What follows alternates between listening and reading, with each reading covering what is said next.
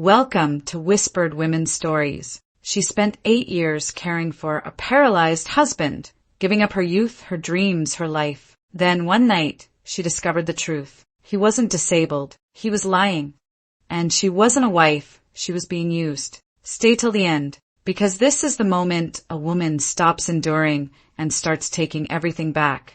A heart doesn't always break slowly. Sometimes it dies in a single moment. For 8 years of marriage, I waited on him for 8 years. He was paralyzed for 8 years, and I became his hands and his legs for 8 years. Everyone praised me, calling me a devoted partner, a saint, but they didn't know that even a saint's heart can be carved to death, piece by piece. When I saw on the security footage the man who had been paralyzed for 8 years sit up briskly from the bed, I didn't cry. I didn't make a scene. I just watched quietly, then turned off the recording, because I knew it then. This 8-year-long performance was finally coming to an end, and I would be the one to tear down the stage with my own hands and walk away with every last prop. Revenge is a dish best savored slowly. Only then can you taste its richest flavor. 01. 8 years ago, Jasper Thorn was the light of my entire world. We were college classmates in Boston. He was handsome and witty, the brightest star on the basketball court. And Ivy Voss was just an unremarkable girl, tucked away in a quiet corner of the library. When he pursued me, it felt like a fairy tale spilling into real life. For a while, I truly believed I was the luckiest girl in the world. After graduation, we got married despite my parents' objections. No grand ceremony, just two hearts leaning tightly against each other. We worked hard together, starting from nothing, until we finally owned a small home in the city and ran a modest design studio of our own. I thought we would stay like that, hand in hand, growing old together, until the car accident. It was a stormy evening in Seattle. Jasper was rushing to finish an important project when his car collided with a truck making an illegal U-turn. By the time I raced to the hospital like a madwoman, he was lying in the ER, covered in blood, completely unconscious. I knelt outside the operating room for 6 hours, praying to every god I could think of. He survived. But the doctor told me the cruel truth. A high-level spinal cord injury. From the neck down, he might never move again. It felt like the sky collapsed on me. His mom, Mabel Thorn, nearly fainted in the hospital hallway from crying. She grabbed my hands, wiping her tears and snot all over my sleeves. Ivy, how could this happen to my Jasper? What kind of fate is this? You can't abandon him. You can't leave him! I looked at the man on the hospital bed, once confident and full of life, now lying there like a fragile porcelain doll, his eyes hollow and unfocused. An invisible hand clenched my heart so tightly I could barely breathe. How could I leave? Mom, don't worry, I promised, my eyes read, every word heavy and clear. As long as I'm alive, I'll take care of Jasper. That year, I was 27. We had only been married for 3 years. After he was discharged, hell truly began. I had majored in literature. I knew nothing about running a business. To keep the studio afloat, I had no choice but to sell most of my shares to our partner at a low price. I stepped back entirely, keeping only a small dividend. I quit the job I once loved and became a full-time caregiver on call 24/7. Taking care of someone with a high-level spinal injury is far more exhausting than anyone can imagine. Every morning at 5, I had to get up. The first thing was to empty his urine bag. Then came cleaning his body, every crease wiped over and over with a warm towel, followed by powder to prevent bed sores. His body was heavy. Every time I turned him, I had to use all my strength, often sweating profusely, my lower back feeling like it was about to snap. Then came feeding.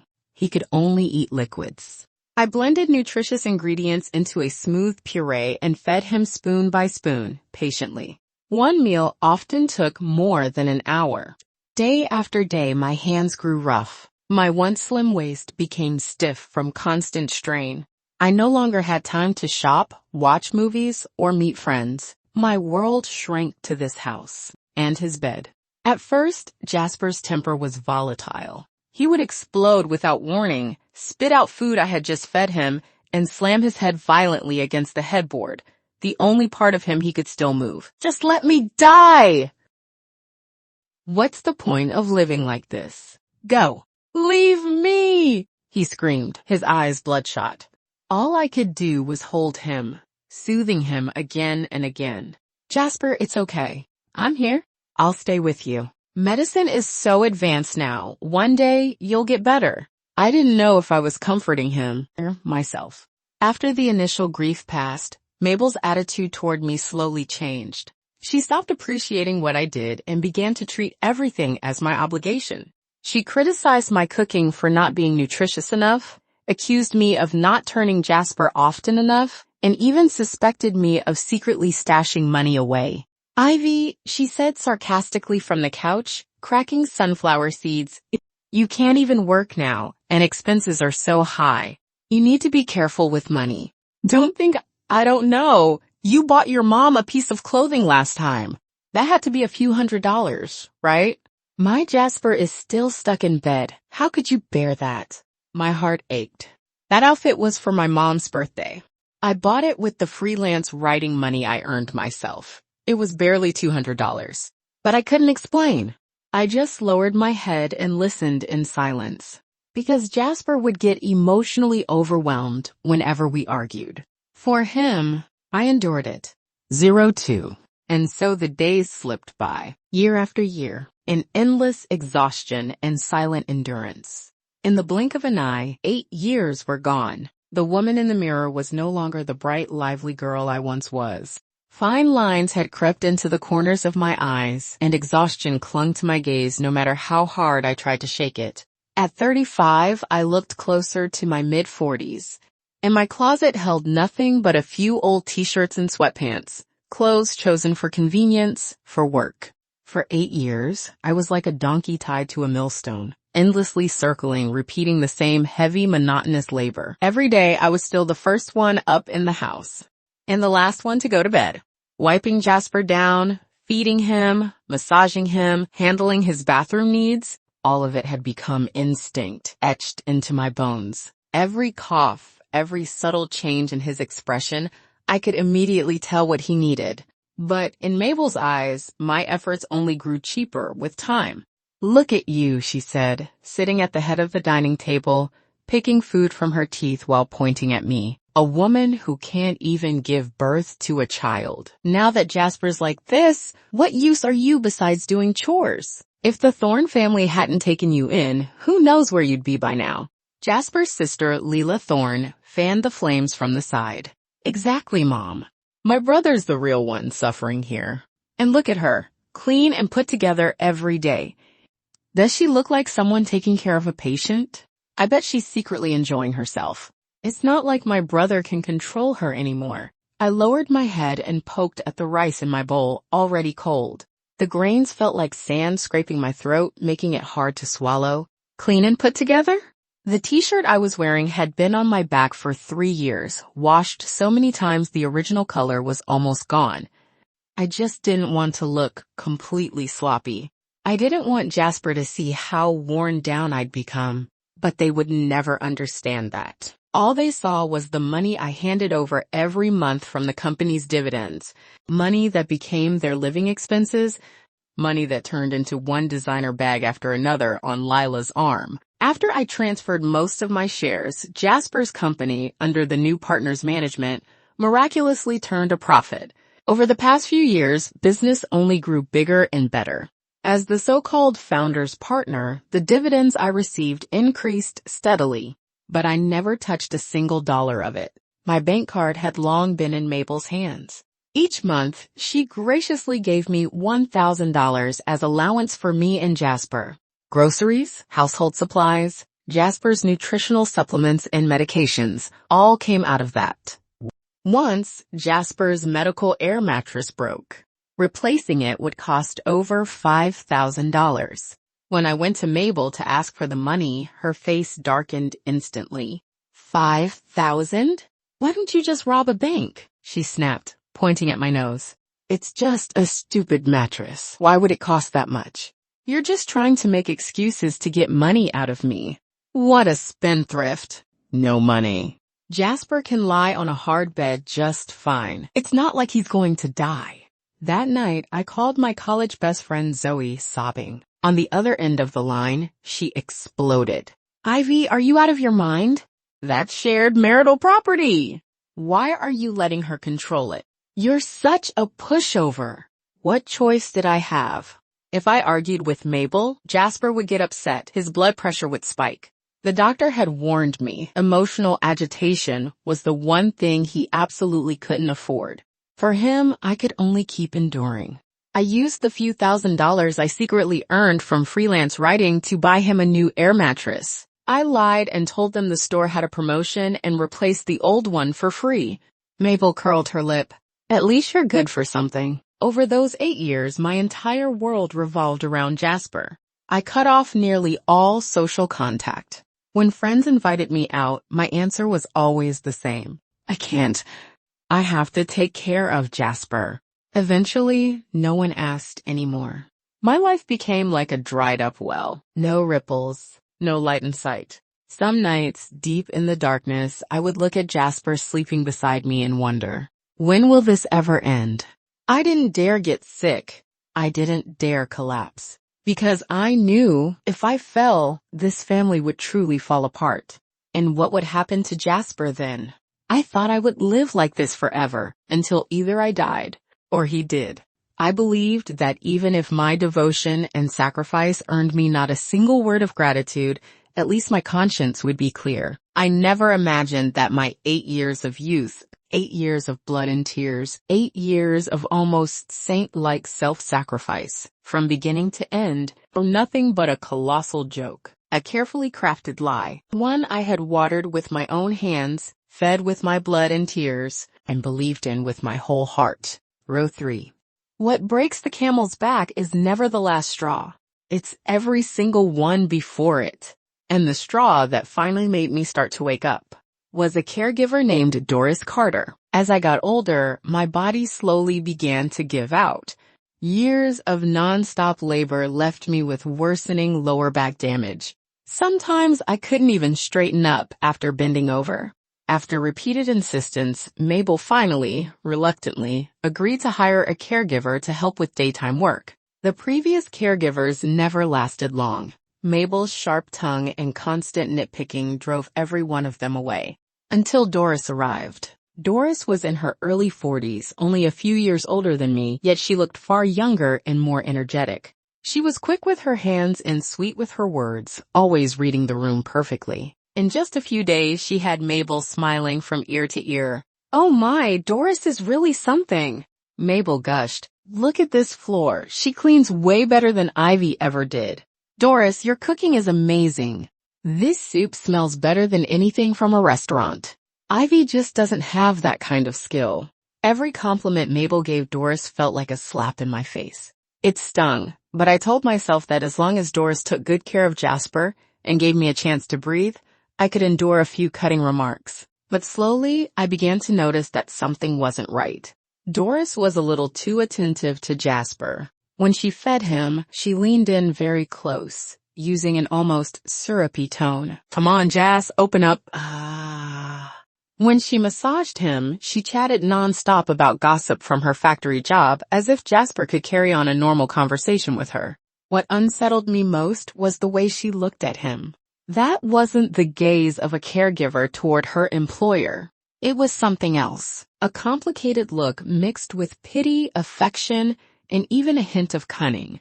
One day, I came back early from grocery shopping. Before I even opened the door, I heard laughter inside, the voices of Doris and Mabel. "Don't worry, Mom," Doris said cheerfully. "I've got this. Jas looks so much better lately." Yes, all thanks to you," Mabel replied pointedly. "Not like some people who walk around with a face like the world owes them $1 million.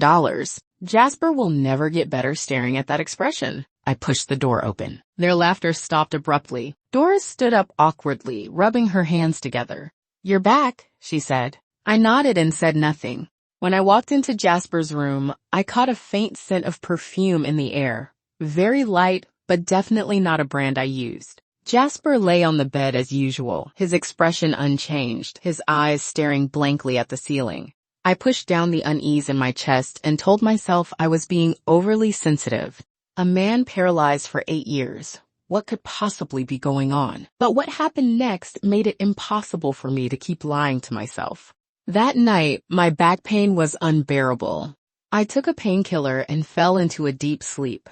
Sometime after midnight, I groggily woke up, needing to use the bathroom, only to notice a faint light in the living room. I quietly peeked out and realized the light was coming from the crack under Jasper's bedroom door. To save electricity, we never turned on the hallway lights at night. My heart skipped. I moved closer on tiptoe. The door was slightly ajar. Through the gap, I saw a scene that made my blood run cold. Doris was inside. She was wearing pajamas, sitting by Jasper's bed with her back to me. I couldn't see Jasper. Her body blocked my view. My first thought was panic. Was she trying to do something to him? I almost burst in, but reason stopped me. I saw her shoulders moving slightly, as if she were talking to someone. Talking to whom? To a man who couldn't move. I held my breath and strained to listen, but I couldn't hear a word. After about 10 minutes, she stood up, carefully pulled the blanket over Jasper, then slipped out silently, like a ghost, back to her own room. I stood frozen in place, my whole body ice cold. A caregiver, in the middle of the night, wearing pajamas, sneaking into the male homeowner's bedroom and staying there for over 10 minutes? Was that normal? Absolutely not. From that day on, I started paying close attention to Doris's movements. I realized it wasn't a one-time thing. Almost every 1 or 2 nights, she would quietly slip into Jasper's room around 2 or 3 in the morning. A seed of suspicion was planted in my heart, taking root and growing wildly in the dark. An idea so outrageous it made even me want to laugh it off began to surface, completely beyond my control. But the thought was too shocking. I didn't dare follow it through. I needed proof. I needed to know what kind of secret was hiding behind that closed door. Youngblow? I became a hunter in hiding, quietly observing my prey. During the day, I was still the same endlessly patient partner, enduring Mabel's barbs without protest, smiling politely at Doris's competence. I even took the initiative to complain about my back pain and asked Doris to work a little harder at night to get up and check on Jazz if needed. "It's no trouble at all," Doris said earnestly. "This is what I'm here for. You're exhausted. You really should rest." Her face was sincere, but in her eyes flashed a trace of smugness I had never noticed before. Mabel added coldly from the side, "We're paying you to work, aren't we?" The suffering Ivies endured these past 8 years. Working for 80 wouldn't make up for it. I lowered my head, a faint, unnoticed sneer curling at the corner of my mouth. Yes. Everything I endured over those 8 years. How exactly were you planning to repay it? Once the seed of doubt is planted, it grows into a towering tree. I began replaying every detail of the past 8 years, and things I had once brushed aside now looked suspicious from every angle. For example, Jasper was paralyzed, yet his muscles didn't seem as severely atrophied as the doctors had predicted. I had always believed it was because of my daily, relentless massages. But now that I thought about it, could a body with no nerve response really maintain that condition through external massage alone? Then there were the nights when I thought I heard faint sounds of him turning over in bed. When I opened my eyes, though, he was always in the same position. I had chalked it up to exhaustion-induced hallucinations. And after his paralysis, we stopped sharing a bedroom. His room was almost completely off-limits to outsiders, aside from me and Mabel. Mabel claimed it was to protect Jasper from germs due to his weakened immunity. Now it felt more like overcompensation, the kind that gives itself away. The more I thought, the colder my heart became, until goosebumps rose along my spine. I couldn't keep guessing like this. I needed to see the truth with my own eyes. I reached out to my college best friend, Zoe. After graduation, she joined a major tech company and had since become a well-known technical specialist. When I married Jasper, she had never approved. She thought he was too flashy, not worthy of my sincerity. Over the years, she was the only friend I still trusted with my deepest thoughts. At a cafe in San Francisco, I laid out all my suspicions. Zoe listened in silence, her brows knitting together. She wasn't shocked the way I had expected. Her expression was grave. "Ivy, listen to me," she said firmly. "This is serious. If your suspicions are true, then Jasper isn't just cruel, he's heartless. She squeezed my icy hand. You need evidence.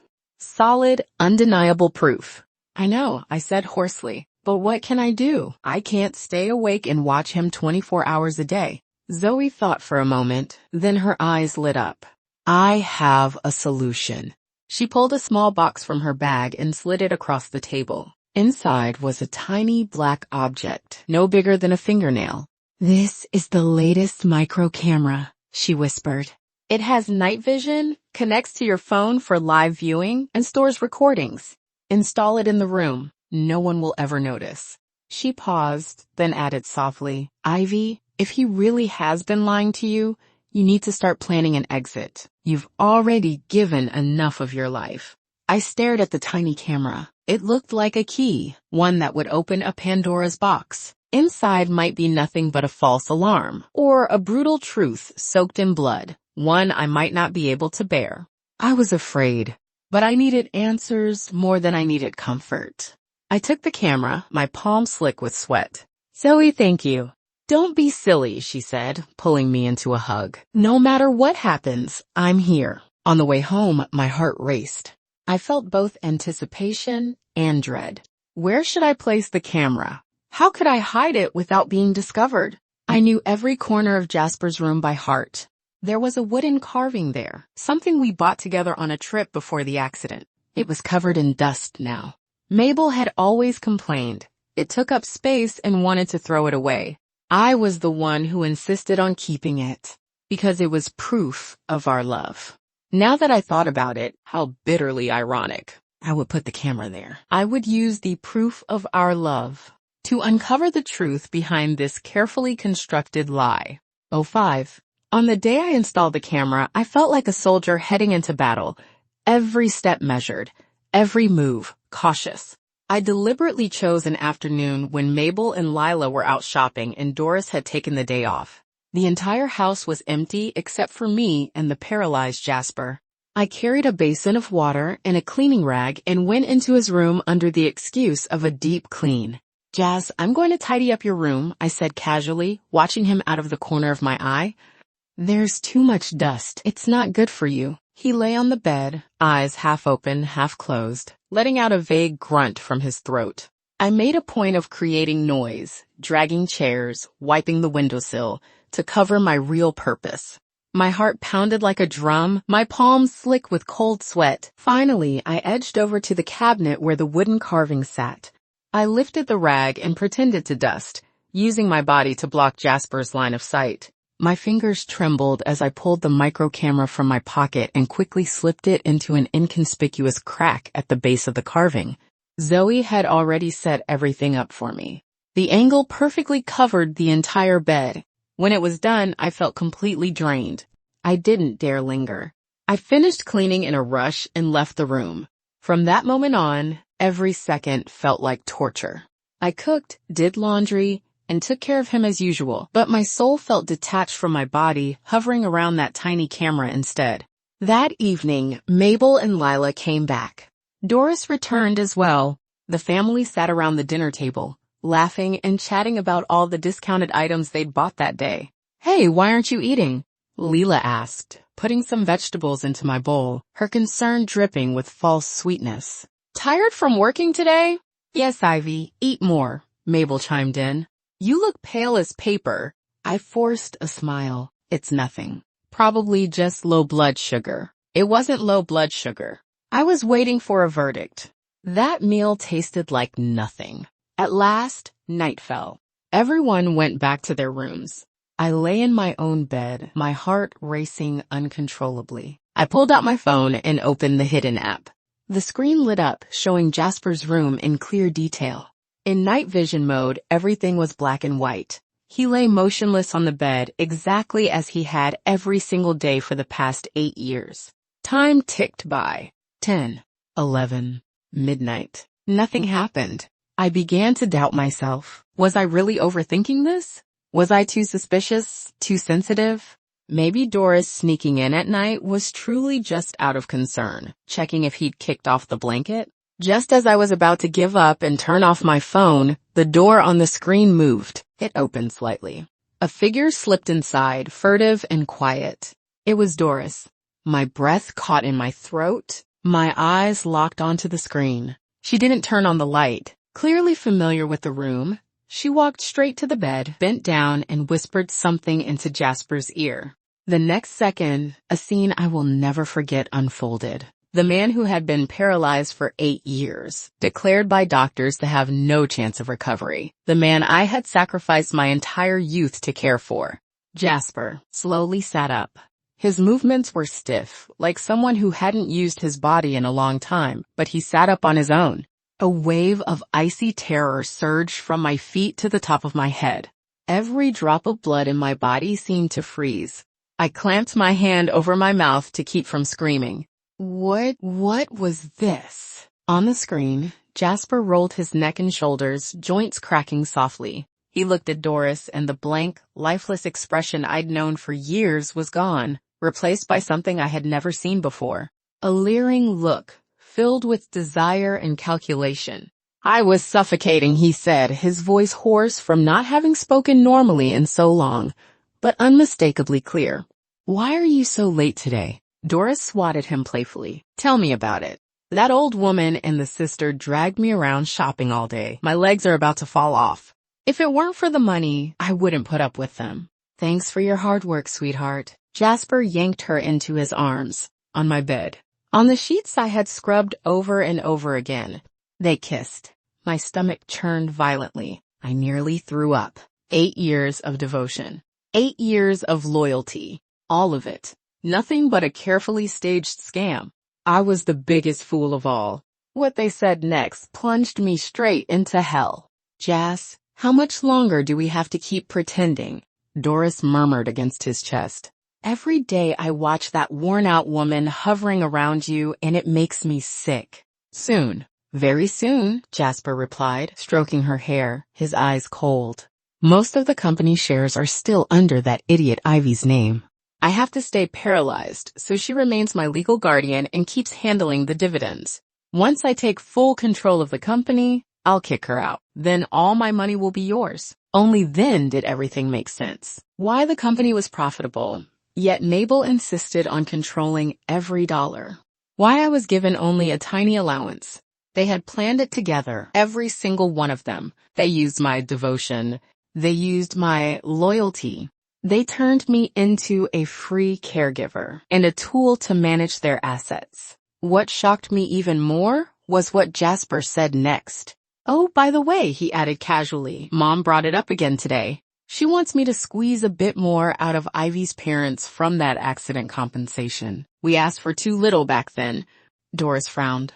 Didn't her parents already give you all their savings? That money was nothing, Jasper sneered. If I hadn't slammed the brakes back then and only ended up paralyzed instead of actually dead, the insurance payout would have been several times higher. Shame I didn't go far enough. Boom. My mind went completely blank. What did he just say? That car accident was something he had done on purpose? A terrifying truth struck my mind like a bolt of lightning, exploding everything I thought I knew. 06. I turned off my phone. The screen went dark, reflecting a face drained of all color. I didn't cry. Not a single tear fell. After the shock and the sense of betrayal crashed over me, what followed wasn't grief, but a bone-deep chill. So this whole time, I hadn't married an unfortunate man. I had married a devil. A devil's family made up of Jasper, Mabel, Lila, and even that caregiver, Doris. They toyed with me like a joke, worked me like a beast of burden, sucked the youth out of my body, schemed for my parents' retirement savings, and still found me an eyesore. The car accident was fake. The paralysis was fake. Only my pain and sacrifice were real. These 8 years of my life, one enormous joke. I lay on the cold bed, eyes wide open, staring at the ceiling until morning.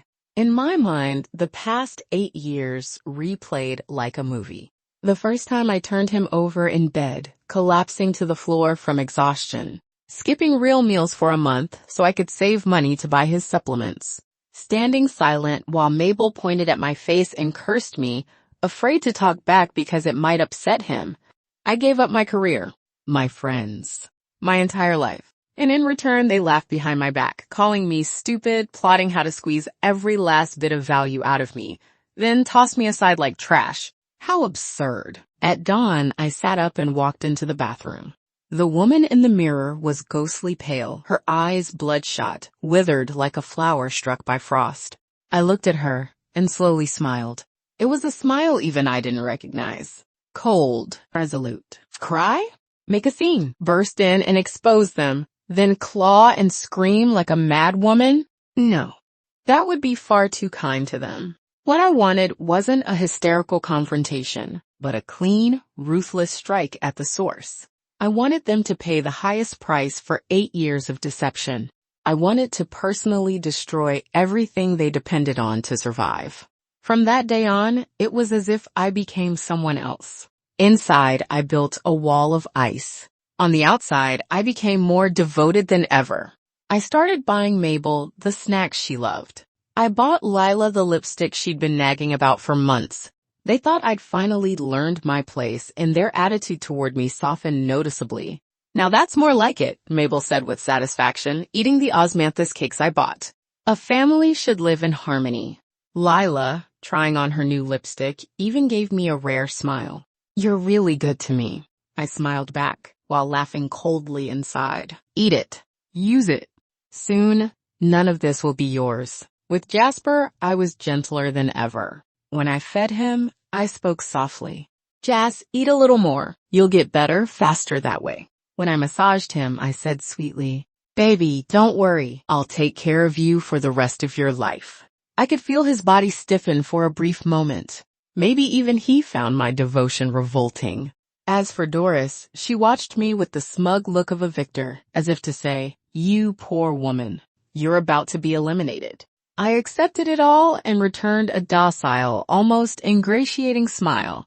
Even I was surprised by my acting. I was like a top-level spy, embedded deep in enemy territory, silently gathering ammunition. The first thing I did was contact Zoe. Zoe, I need your help. My voice was terrifyingly calm. I told her everything I'd seen on the footage. On the other end of the line, there was a long silence. Then I heard Zoe suck in a sharp breath. Ivy, this isn't just a family dispute anymore. This is fraud. It's a crime. I know, I said evenly. That's why I need you to help me find the best lawyer and the most reliable financial advisor. What are you planning to do? I'm going to take back everything that belongs to me and then leave them with nothing. 07. My revenge plan spread quietly in the dark, like a massive invisible web. Zoe worked fast. In less than 3 days, she had connected me with a senior lawyer and a financial advisor. I made up an excuse, said I needed to go to the hospital to book a new rehabilitation program for Jasper, and slipped out to meet them. Lawyer Moore was a sharp, capable-looking, middle-aged woman. After listening to my story and repeatedly watching the footage on my phone, her expression turned grave. Ivy, what your husband's family has done already constitutes serious fraud, especially the car accident. If we can find evidence proving that he deliberately caused it to obtain insurance payouts and compensation, he could face many years in prison. The word made my heart clench. Then a wave of dark satisfaction followed. What do I need to do? I asked. First, assets, Moore said, cutting straight to the point. Under marital law, the income generated by your company during his paralysis is considered joint marital property. However, since the company's legal ownership and most of the shares are in your name, and you are his legal guardian, you hold a tremendous operational advantage. You mean, before you confront them, transfer every asset you can control into secure accounts under your own name, Moore said, her gaze sharp as a blade. As for real estate, like the house you're living in now, if the deed is solely in your name, you're completely safe. If it's under both names, we'll need to handle it technically. My heart stirred. That house, when we bought it, Jasper had insisted on putting only my name on the deed as a show of love. Ivy, this home belongs to you. You're the only woman of this house. Looking back now, that was probably the only sweet word of his life that wasn't fake, and it became my strongest weapon. Next, I met with advisor Foster. He carefully analyzed our finances, company dividends, stock accounts, and the money my mother-in-law had taken from me over the years.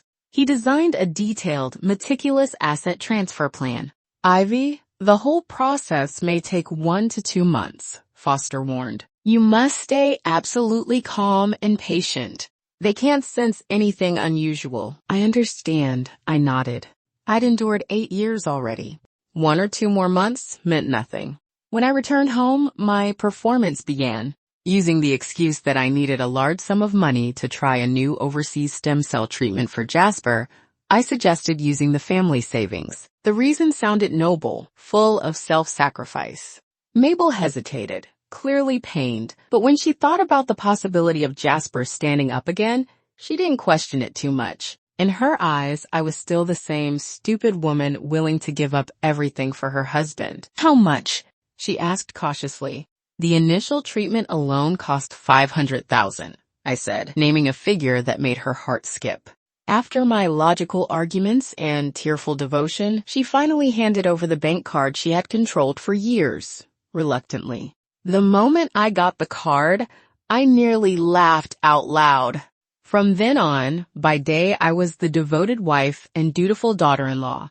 By night, I was the strategist behind the scenes, a financial operator. Through online banking, I transferred money out of our joint accounts, one transaction at a time. I contacted the brokerage firm and sold off stocks in batches, funneling the funds into my newly opened personal account. Under the pretense of company cash flow needs, I also instructed accounting to deposit this quarter's dividends directly into my new account. With every transaction, my heart grew steadier. Of course, Jasper's family wasn't entirely without suspicion. One day, Lila spotted a designer bag online and asked her mother to buy it. When Mabel checked the account and saw that more than $100,000 was missing, she exploded. She stormed up to me and slammed the bank statement into my face. Ivy? Explain this to me right now. Where did this money go? Did you give it to your parents? I had expected this moment. With a loud thud, I dropped to my knees, tears coming instantly. Mom, I didn't. This money is the advance payment to the overseas hospital. They said if we don't pay, Jasper won't even get on the waiting list. I did this for Jasper. How could I possibly use this money for anything else? I cried until my voice broke, as if my heart were being torn apart. My acting deceived everyone. Jasper, listening from his room, probably thought I was running myself ragged for him and said nothing. Seeing me cry so miserably and thinking about her son's possible recovery, Mabel's anger subsided. She only muttered, "Spending money like water, it'd better actually work." I knelt on the cold floor, head lowered. At the corner of my mouth, hidden from their sight, was a smile of victory. 08. The asset transfer process went more smoothly than I expected, and also took longer than I imagined. It felt like a war without gunfire. Me alone, fighting an entire family. Every step I took required calculating the next 10. To make them completely believe that I was running around for Jasper's treatment, I even fabricated email exchanges with overseas specialists. I paid someone to produce a highly professional-looking full English treatment plan and printed it out, placing it in the most visible spot. My mother-in-law Mabel was illiterate, but when she saw that thick stack of foreign language documents, the suspicion on her face turned into anticipation. She even began fantasizing in front of me about life after Jasper stood up again. When Jasper gets better, you two need to hurry up and give me a big, healthy grandson. The Thorn family can't die out, she said, patting my hand, as if I were still her ideal daughter-in-law. I smiled and agreed. Of course, Mom. But in my heart, I said, your son will never have children in this lifetime, because very soon he'll be ruined, disgraced, and left with nothing. During this time, I did one more thing. Through Zoe's connections, I contacted the traffic police unit that had handled Jasper's car accident years ago. Using the excuse that the family needed to understand the details, I obtained the original accident file. The file contained detailed records of the scene investigation, braking marks, and interrogation transcripts from both drivers. I wasn't a professional and couldn't see much myself, but I photographed everything and sent it to Lawyer Moore. Moore hired a professional accident reconstruction expert to analyze the case. A few days later, she gave me a shocking conclusion. "Ivy," Moore said calmly over the phone, "the expert analyzed the braking marks and impact points and concluded that your husband had ample time and space to avoid the collision. Not only did he fail to do so, but he made a slight, almost imperceptible acceleration and steering adjustment. That action caused him to be hit just right, seriously injured but not fatally." Her voice was steady and precise. "In simple terms, there's over a 90% chance this car accident was staged by him."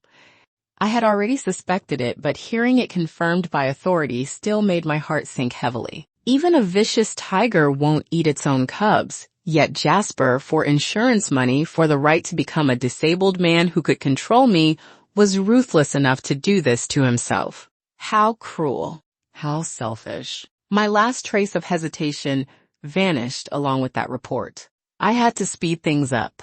I could sense that the Thorn family's patience was wearing thin. On the surveillance footage, Doris complained to Jasper more than once about why I, that yellow-faced old wife, still hadn't been kicked out.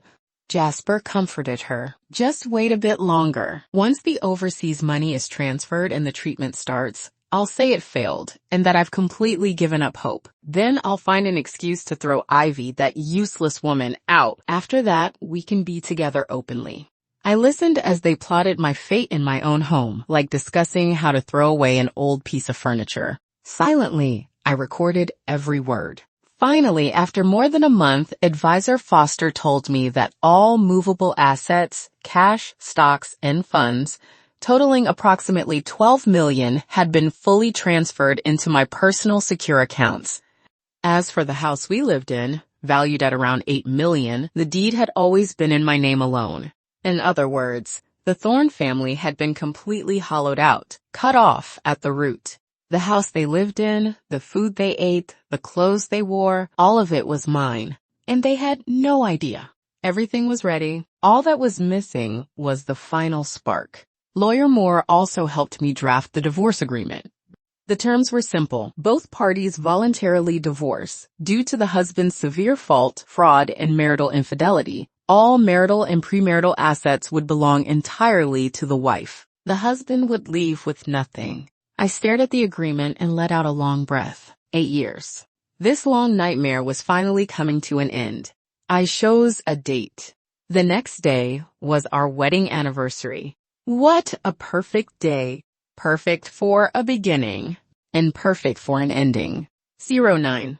On our wedding anniversary, I got up early. For once, I didn't put on my usual worn-out t-shirt. Instead, I dug out a dress from the deepest corner of my closet, one I hadn't worn in 8 years. It was the very first gift Jasper had given me when we were dating. I put on light, careful makeup, covering the exhaustion and dark circles under my eyes. The woman in the mirror no longer had the glow of youth, but there was a calm, sharp beauty to her. I went into the kitchen and made an unusually lavish breakfast. When my mother-in-law Mabel and my sister-in-law Lila saw how I was dressed, they both froze. Well, Lila sneered. "Did the sun rise in the west today? Who are you all dressed up for?" "Today is my wedding anniversary with Jasper," I said with a smile, placing a plate of fried eggs on the table. I thought it deserved a little sense of ceremony. Mabel curled her lips. "You've been married forever. What's with all this useless nonsense?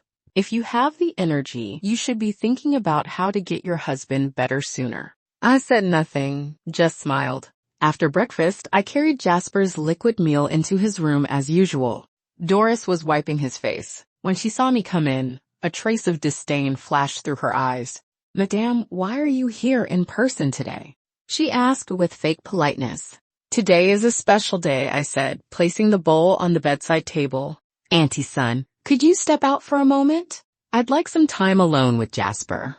Doris hesitated, clearly unwilling, but after glancing at me and then at Jasper, she pursed her lips and left. Only Jasper and I remained in the room. He still looked like a living corpse, his eyes empty as he stared at the ceiling. I didn't feed him right away. Instead, I pulled over a chair and sat quietly by the bed, watching him. I watched him for a full 5 minutes. My gaze traced his eyebrows, the bridge of his nose, his tightly closed lips. This was the face I had loved for more than 10 years and cared for over 8. Now, it felt only unfamiliar and disgusting. "Jasper," I said softly, "we've been married for 12 years. His eyes seemed to twitch slightly.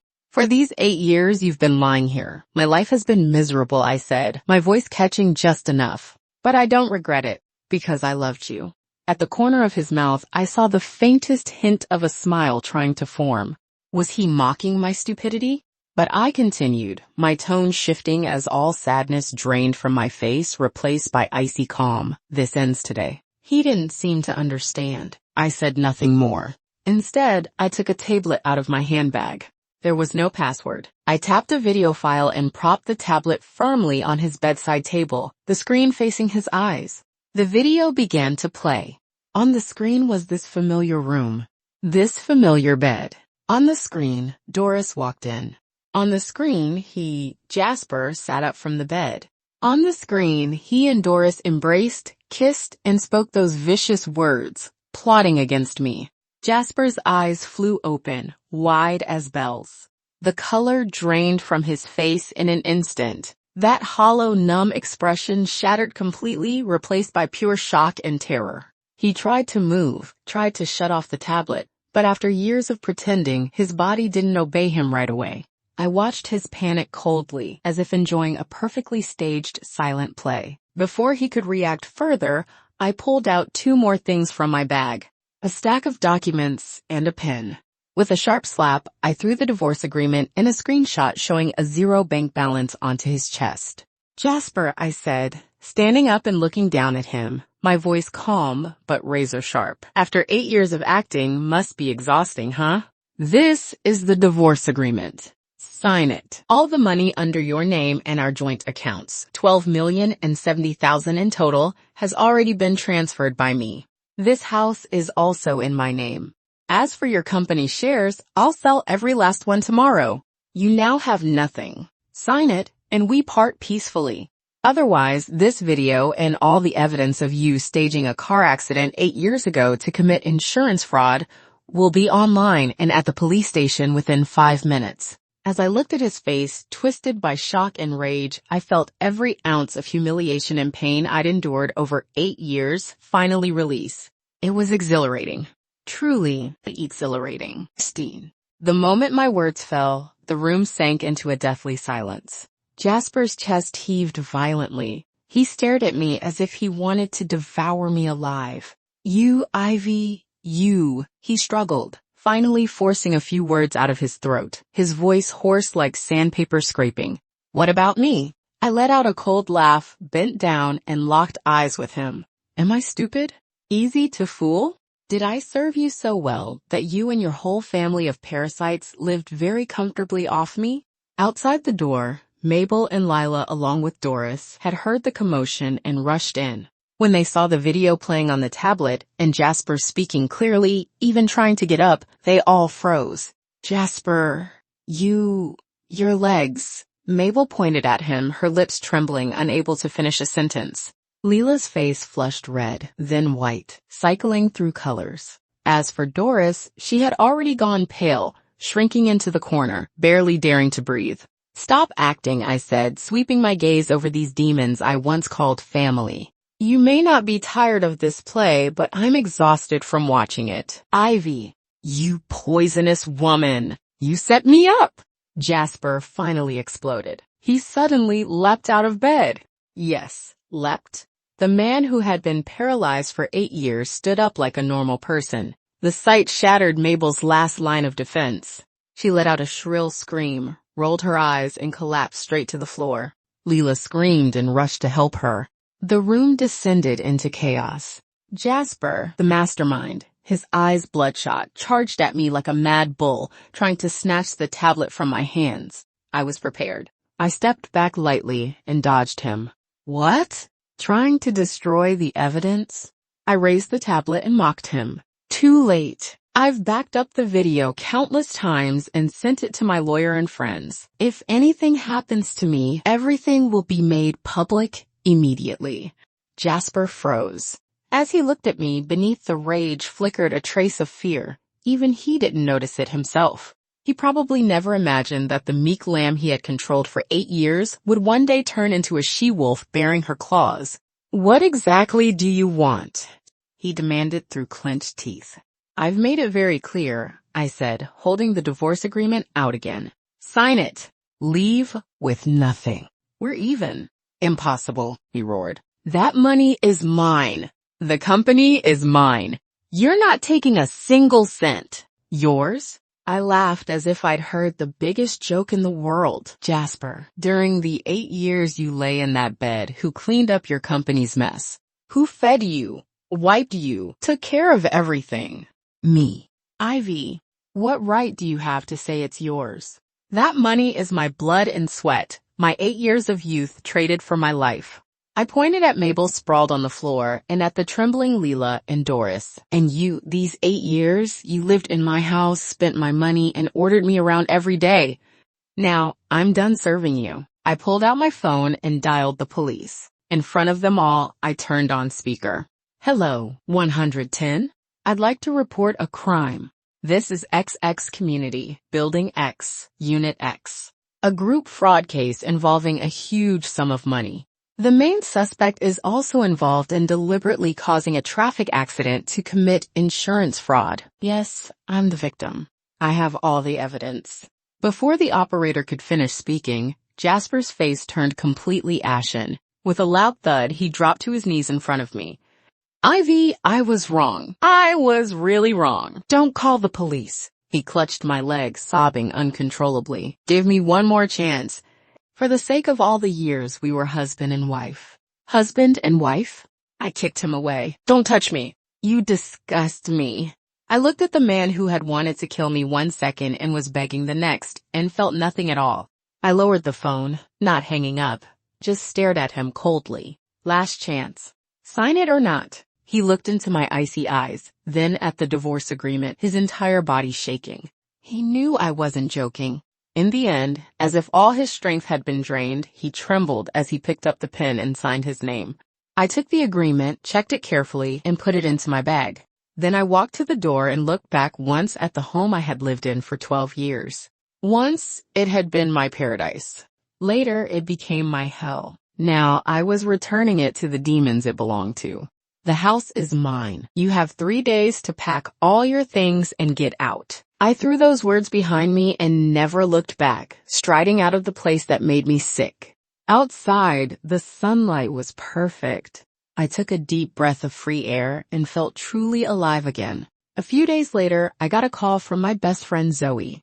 "Ivy, guess what I saw? Jasper, his mom, and that nanny were fighting on the street over a few $100 for moving expenses." It was so satisfying.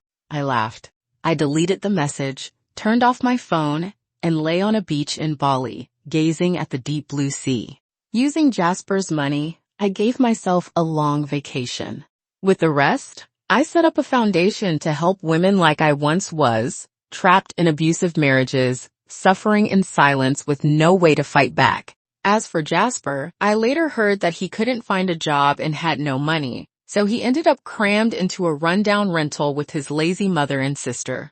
The nanny, Doris, had already taken the last bit of cash from him and vanished without a trace. Evil meets its own reckoning. And my life is only just beginning. The end. Thank you for listening to Whispered Women's Stories. This isn't just a story about betrayal, it's about awakening. The most dangerous woman isn't the one who cries, but the one who stays calm, plans quietly, and walks away with her power. If this story stayed with you, that's because it's real for too many women. Thank you for watching, and thank you for choosing yourself.